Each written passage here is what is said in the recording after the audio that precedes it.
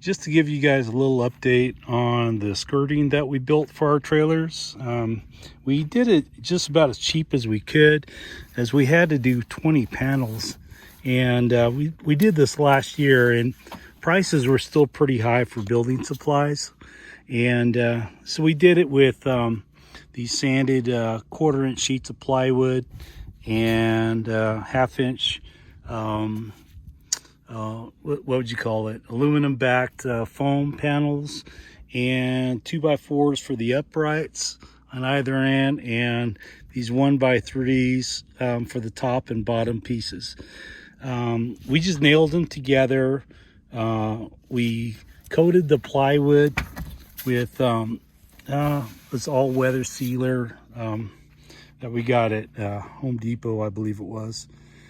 And then we secured it with these little conduit brackets, and we slid them over these rebar pieces. For the most part, everything held up great.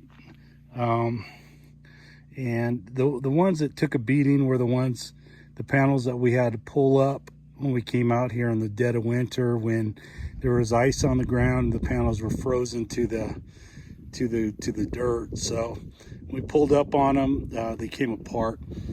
That wouldn't have happened if we were using 2x4s top and bottom and the sides. But again, 2x4s were quite expensive at the time, so we did this as cheap as we could. But for the most part, like I said, they held together pretty good. The ones that we did tear apart, we were able to reinforce with roofing nails rather than the finished nails that we originally used. I'll show those to you in a bit. Okay, here's one that we had to redo, again with the roofing nails.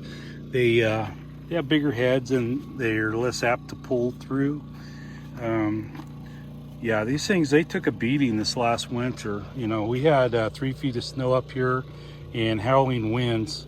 We had RV covers on both these trailers, and they both got shredded. So that just kind of gives you an idea as to how hard how bad the weather is out here.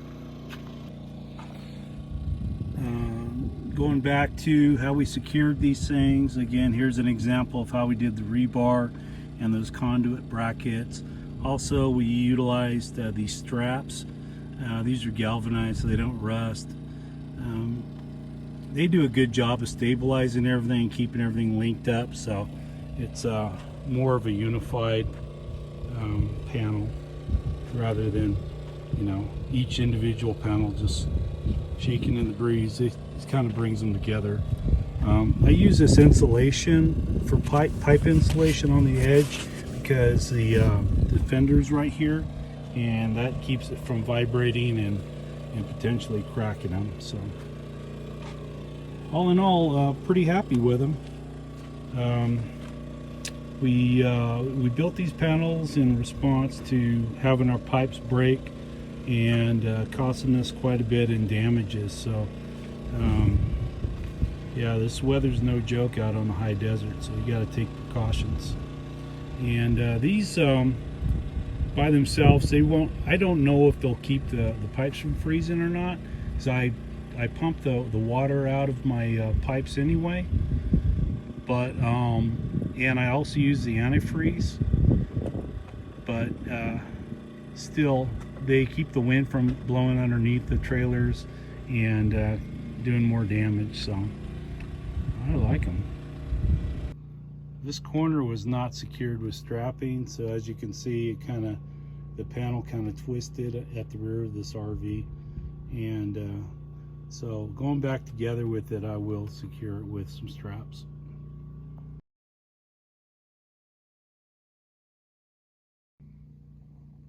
Yeah, another problem we found is that the straps had frozen to the ground also.